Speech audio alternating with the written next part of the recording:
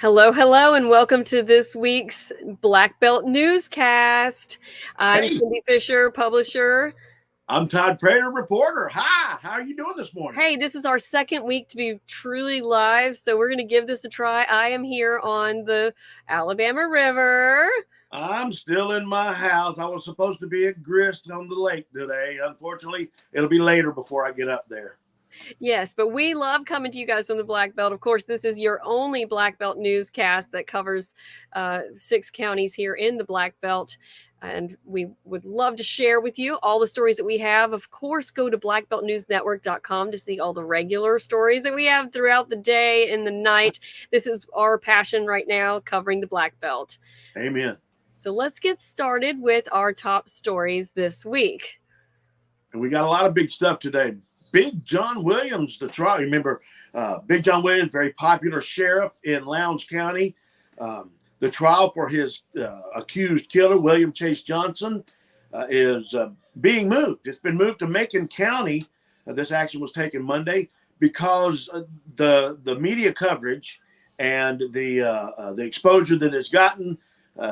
Williams' lawyers, Johnson's lawyers, said that he couldn't get a fair trial in Lowndes County, so they moved it to Macon County.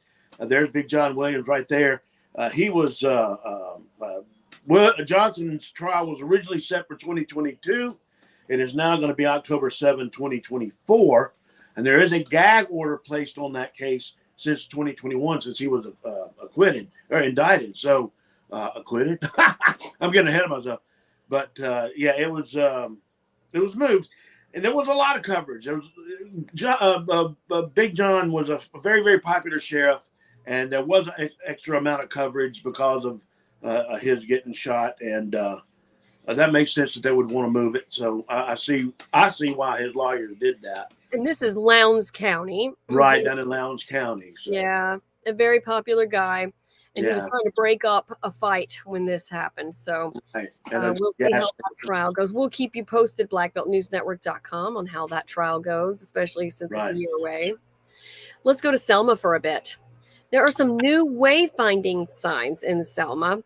I stopped by the Anchor yesterday to check on a project. So this is through the Selma Redevelopment Authority and the city's Planning and Zoning Department, Planning and Development, and there are these new signs that they put together, and these are temporary signs, and they are being put on utility poles throughout downtown Selma, and they're going to be directing visitors as they come in, and this is how they made them.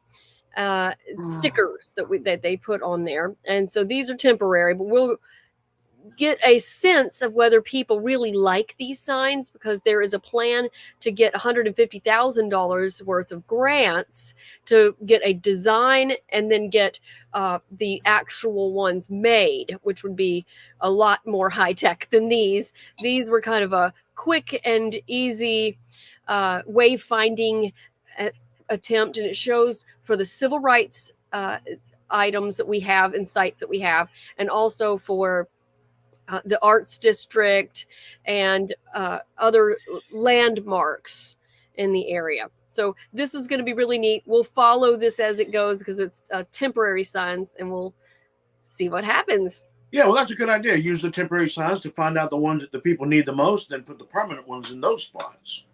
So that's a good idea. That's going to be interesting, too, for a lot of folks who come into town who don't know where these sites are. It is definitely going to help, because I get a lot of questions when I'm walking the dog past my office. You know, our office is on Broad Street. I'm there all the time.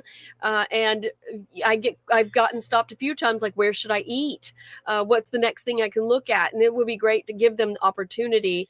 And there's a hashtag on there that you can hashtag on social and tell us, the Selma leaders, if you like these wayfinding signs, if it helped you, and that will help they'll be looking for input from the community as well.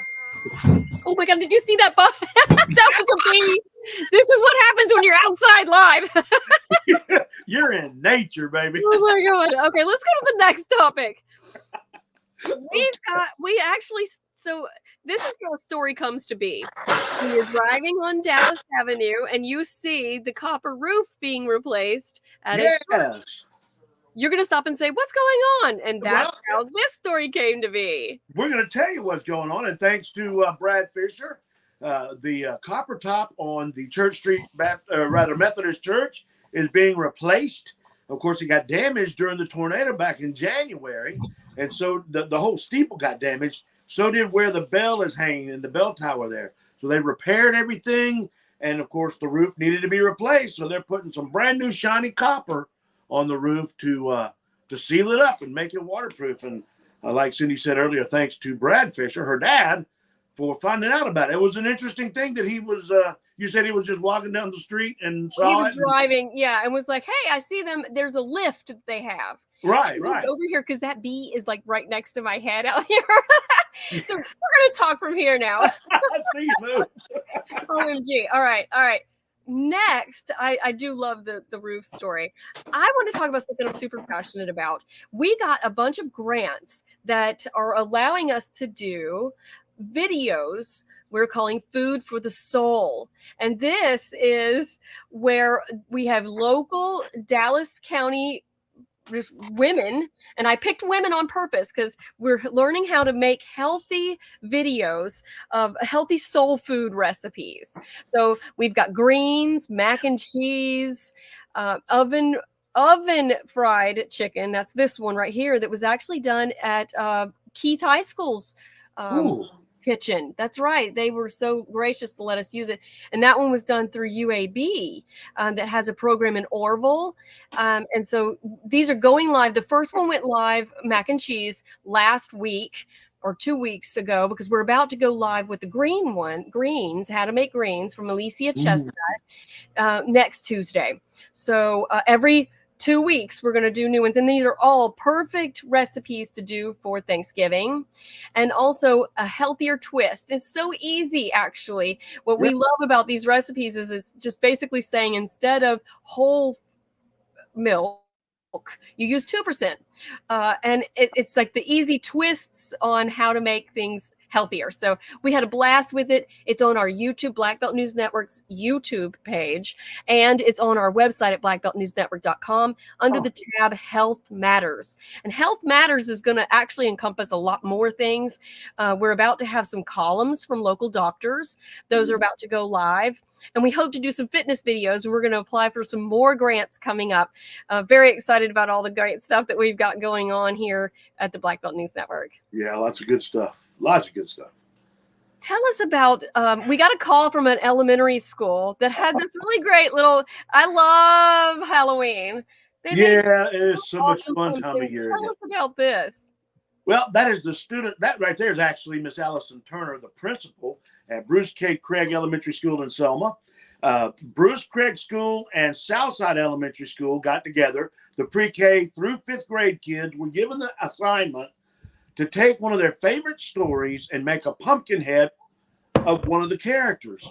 And those are the pumpkins that they made. That's Ms. Turner telling us about it.